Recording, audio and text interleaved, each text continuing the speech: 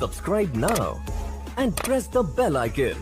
Never miss an update. Sanjeev अपने दोस्तों राघव और प्रतीक के साथ बियर बार में बैठकर बियर पी रहा था। संजीव आज बहुत खुश लग रहा था। अरे यार, आज की पार्टी में तो मजा आ गया। तुम दोनों दोस्तों के साथ तो मेरी जिंदगी इतनी अच्छी है कि क्या बताऊं कितनी अच्छी है। अरे भाई, अब दोस्ती की है तो जीना मरना सब साथ में। हाँ अरे यार सुनो, जल्दी से एक बियर और ऑर्डर करते हैं ना, एक आखिरी, और उसके बाद ये जश्न यही खत्म हो जाएगा। अरे हाँ, क्यों नहीं। वेटर, जल्दी से 2 बियर की बोतल लेकर आओ। आज मेरे दोस्तों को जश्न मनाना है, क्यों? इतने में वहाँ पर एक बहुत सुंदर लड़की छोटे छोटे कपड़े पहनकर हाथ में बियर की बोतल लेकर उसके पास आती है। ये लीजिए, आपने बियर ऑर्डर की थी ना, मैं लेकर आ गई। क्या बात है यार, इस बार की वेटर तो बड़ी सुंदर है। अब बियर लेकर आई हो तो अपने हाथों से ही पिला दो ना। हाँ, क्यों नहीं, जैसा आप बोलोगे मैं वैसा ही करूँगी। क्या बात है यार, अब तो लगता है रोज यही आना पड़ेगा।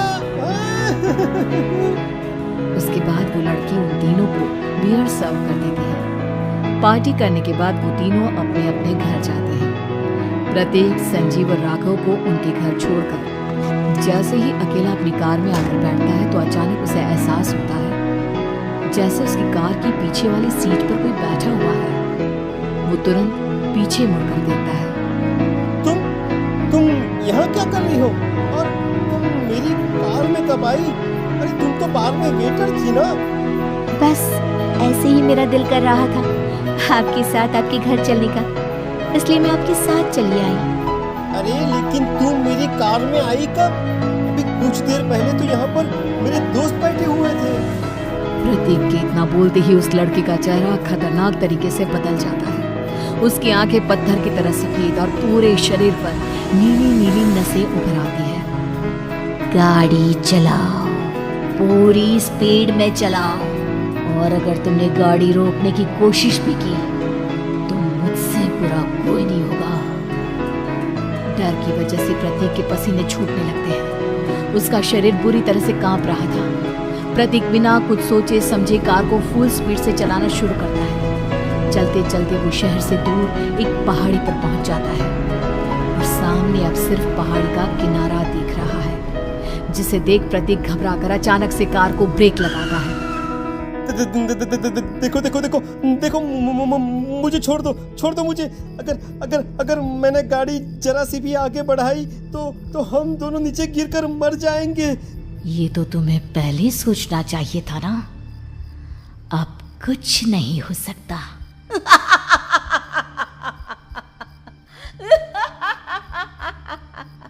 छोड़ दो मुझे। नहीं, प्लीज मुझे छोड़ दो। प्लीज मुझे जाने दो। छोड़ दो मुझे। गाड़ी आगे बढ़ाओ। और तभी अचानक से बिना प्रतीक के स्टार्ट किए उनकी कार आगे बढ़ती है और गहरी खाई में गिर जाती है। उसके चीखने की आवाजें चारों तरफ सुनाई देती है।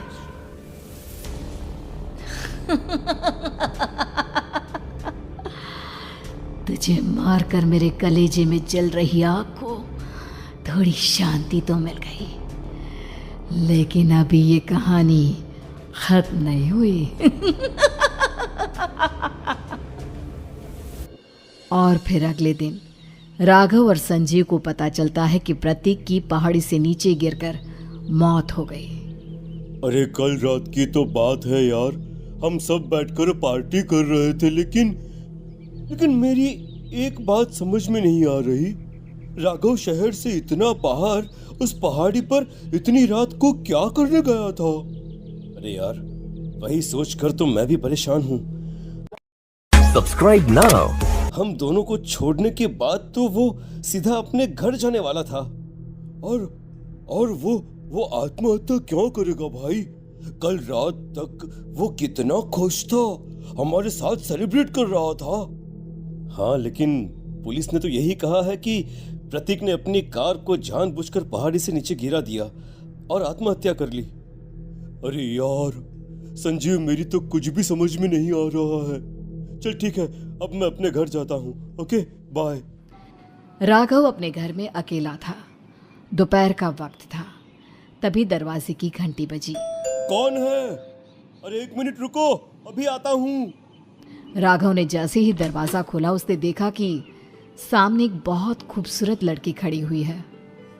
कौन है आप और यहाँ किससे मिलने आई हैं? देखिए ना, बाहर बारिश शुरू हो गई थी, मेरी गाड़ी खराब हो गई है। आपका घर नजर आया तो सोचा कुछ हेल्प ले लेती हूँ। क्यों नहीं, आइए ना, आइए आइए। मेरे कपड़े पूरे भीग चुके हैं, क्या आपके पास टॉवल मिलेगा प्लीज? राघव अपने बाथरूम से एक टॉवल लाकर उस लड़की को देता है। थैंक यू सो मच, अब मैं चलती हूँ। अरे इतनी क्या जल्दी है? आप चाहे तो बारिश रुकने तक यहाँ पर रुक सकती हैं। हाँ। लड़की ने पलटकर राघव की तरफ देखा। नहीं, मुझे जाना होगा, मेरा काम बाकी है। और वो वहां से चली गई। उस लड़की के जाने के बाद राघव अपने बाथरूम में नहाने के लिए गया और जैसे ही उसने बाथरूम में देखा तो उसका टॉवल वहीं पर लटका हुआ था। उसने टॉवल हाथ में लिया तो देखा कि उसका पूरा टॉवल खून के धब्बों से सना हुआ है। अरे अरे ये क्या? ये टॉवल तो मैंने उस लड़की को दे दिया था। ये वापस मेरे बाथरूम में कैसे आ गया? और इस पर ये खून के धब्बे कहां से आ गए? राघव ने आईने में देखा तो उसकी गर्दन पर एक बड़ा सा चाकू का कट लगा हुआ था जिससे खून बह रहा था, जिसे देख राघव के होश उड़ गए। हाँ, अरे ये क्या? मेरी गर्दन इतनी ज्यादा कटी हुई है और मुझे दर्द भी नहीं हो रहा है। ये क्या हो रहा है मेरे साथ? राघव घबराकर बाथरूम से बाहर आया और अपना मोबाइल उठाकर उसने संजीव को फोन लगाया। संजीव जल्दी से मेरे पास आ जाओ। मुझे लगता है कुछ बहुत बड़ी गड़बड़ है, जल्दी आ जाओ। उधर से आप Subscribe now. आवाज आई, लेकिन वो आवाज संजीव की नहीं बल्कि एक लड़की की थी। कुछ अजीब नहीं हुआ है, बस तुम्हारी मौत तुमसे मिलने आई थी और तुम्हें मारकर चली गई। अब तुम इस दुनिया का हिस्सा नहीं हो राघव, इसलिए तुम्हें अपनी गर्दन के कटने का दर्द भी महसूस नहीं हो रहा। नहीं, ऐसा नहीं हो सकता, ऐसा नहीं हो सकता। कौन हो तुम? तुम्हारी मौत। अब संजीव के पास खबर पहुंचती है कि राघव ने अपने ही घर में चाकू से गर्दन काटकर आत्महत्या कर ली। ये सुनने के बाद संजीव के होश उड़ गए। वो पसीने से तरबतर हो गया और एक अनजाना डर अब उसके दिल को सताने लगा। संजीव के साथ ही उसका एक छोटा भाई राजीव भी रहा करता था।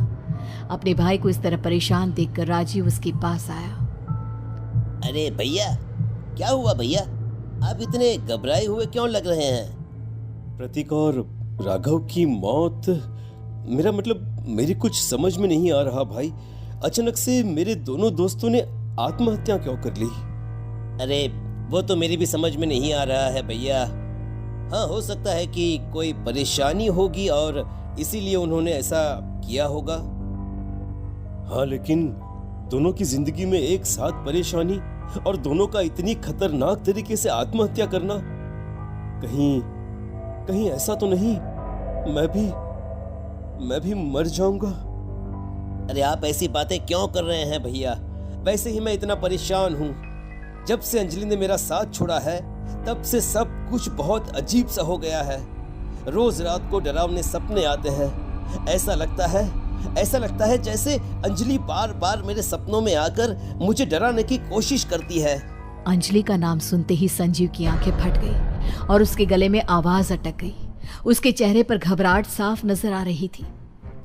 कौन थी वो लड़की जिसने प्रतीक और राघव को आत्महत्या की आड़ में मौत के घाट उतार दिया? और कौन थी अंजलि जो बार बार राजीव के सपनों में आकर उसे डरा रही थी? अंजलि का नाम सुनकर संजीव इतना घबरा क्यों गया? इन सवालों के जवाब जानने के लिए देखिए इस खतरनाक। Subscribe now and press the bell icon. Never miss an update.